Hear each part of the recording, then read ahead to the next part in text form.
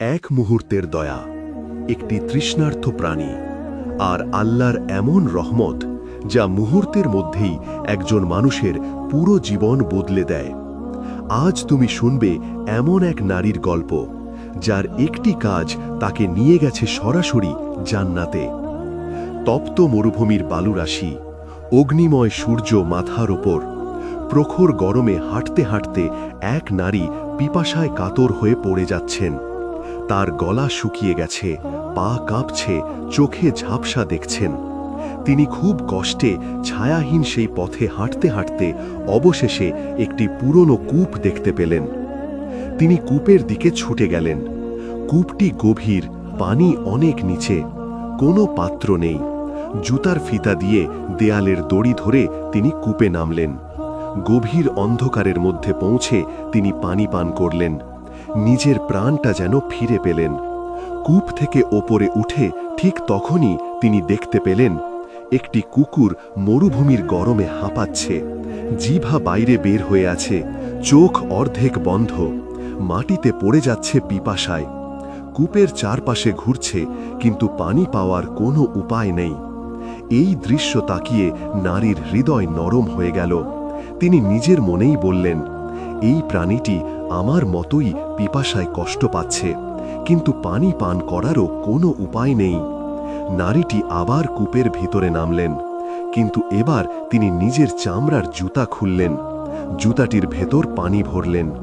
বালতি নেই, পাত্র নেই, এই জুতা ছাড়া আর কিছুই ছিল না। কিন্তু তবুও তিনি পূর্ণ মনোযোগ ও যত্ন নিয়ে পানি ভরলেন। জুতায় পানি ধরে রাখা কঠিন ছিল, তবু তিনি হাল ছাড়লেন না। ধীরে ধীরে ওপরে উঠে এলেন। এক হাতে দেয়ালের রশি, অন্য হাতে পানি ভর্তি জুতা। তিনি কুকুরটির সামনে হাঁটু গেড়ে বসে গেলেন। জুতায় থাকা পানি কুকুরটির মুখের সামনে ধরলেন। তৃষ্ণায় কাতর প্রাণীটি লোভের সাথে পানি পান করতে লাগল। তার চোখে যেন নতুন প্রাণ ফিরে এলো।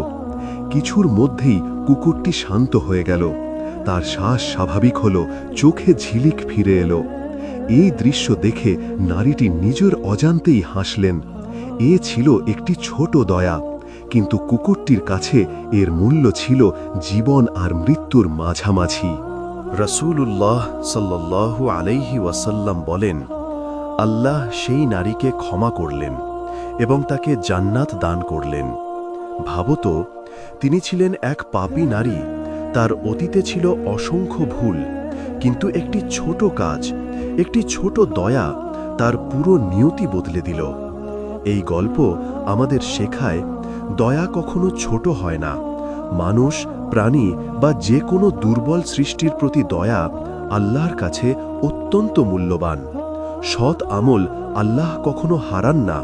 তুমি হয়তো ভাবো এটা তো ছোট কাজ, কিন্তু আল্লাহর কাছে হয়তো সেটাই সবচেয়ে বড়। ক্ষমার দরজা সব সময় খোলা, তুমি যতই ভুল করো না কেন। সত্যিকারের একটি সৎ কাজ, একটি নিঃস্বার্থ দয়া আল্লাহকে তোমার দিকে ফিরে তাকাতে বাধ্য করে। ঈমান মানে শুধু ইবাদত নয়, চরিত্র, একটি ভালো ব্যবহার, একটি সাহায্য, এক মুহূর্তের মানবিকতা জান্নাতের পথ খুলে দিতে পারে। প্রিয় দর্শক, আজকের গল্পটি আমাদের মনে করিয়ে দেয়, জান্নাত কোনো বড় বড় কাজের বিনিময়ে নয়, বরং ছোট ছোট দয়ার কাজেই লুকিয়ে থাকে আল্লাহর সন্তুষ্টি। তাই আজ থেকেই সিদ্ধান্ত নাও, যেখানে পারো দয়া করবে, যেখানে পারো সাহায্য করবে, কারণ তুমি জানো না কোন কাজটি আল্লাহর কাছে গ্রহণযোগ্য হয়ে তোমার জন্য জান্নাতের দরজা খুলে দেবে।